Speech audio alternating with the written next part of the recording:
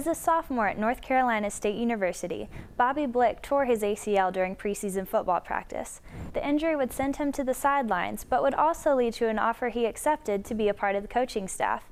I had the chance to talk with Coach Blick about working from the sidelines at Elon University to put points on the scoreboard. Came there to play baseball and then missed football. So my dad's a football coach, high school coach, so kind of grew up on the sidelines. And then stopped playing baseball, and then went on a football team, and then got hurt. So then that kind of led to an early coaching career, I guess you could say. So I always wanted to coach, but I guess not this early.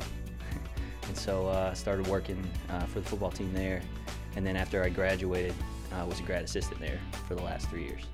And that's where I met Coach Webson, who was also at NC State. So definitely was a rewarding experience. Got to, I guess learn on the fly, coaching there at NC State, and led me here, so I'm definitely happy about it. I'd say it's something that I've always kind of liked, I guess. Being that I got into coaching early, like I said, I never wanted to coach this early. I always knew I wanted to, but good Lord works in mysterious ways, kind of led me early. So I guess it's always been kind of my niche, and so I've always felt like my dad used to tell me, it's a young man's game. To be able to relate and communicate on the field is kind of what it's all about when you're out there coaching. Every athlete is wired different, and so when you're teaching in the classroom, like let's say a professor, there's certain professors that'll teach across the board, and people learn differently.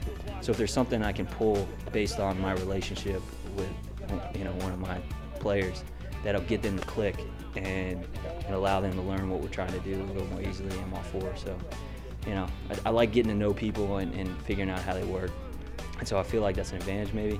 Coaching younger guys the way I do, because we're same age, so it helps out in the end, I feel. So I like it. Coach Blick formerly played as a tight end and says he enjoys coaching the position. Tight ends are kind of like the mixed utility man, which I like. So based on like our offense, and if you look at like our roster and who we have at tight ends, we have two guys that can block on the line like a tight end's supposed to, and then extend kind of out in space and run like wide receivers. And so we ask them to do a whole lot. We spread them out, throw them the ball, bring them in, block, bring them in, block, then go out for a pass. And then you'll start to see a lot of stuff in the backfield as well, where their lineup is fullback and roll out and a lot of stuff. So I like it. It definitely, you get your hand in, I guess, all aspects of the game offensively. So kind of how it works. Everybody judges by wins, and I want to win. Everybody wants to win. That's why we work so hard. So they kind of deem success by winning and losing. But the thing that impressed me most about my dad growing up, it was me and my sister. And then, so never had any real brothers, I guess siblings. But everybody he coached, he had such an impact on their life. Like they always showed up at the house. They always called the house, check on them, that kind of thing. So that kind of led me into coaching. So I coach for the relationships, the impact you can have on people, and just to get to work with and get to know people, and hopefully down the road, I would love at the end of my coaching career for somebody to just say, man, you helped me out a lot, you had an impact on my life, because of you I did this, that's why I coach, so I love it. Coach Blick says he hopes to pass on the lessons he learned from the men that were a positive influence in his life. The old saying, my grandpa's a Marine, he used to say, Fido, forget it and drive on.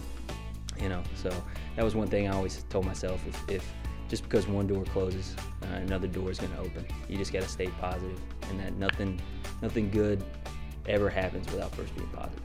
And so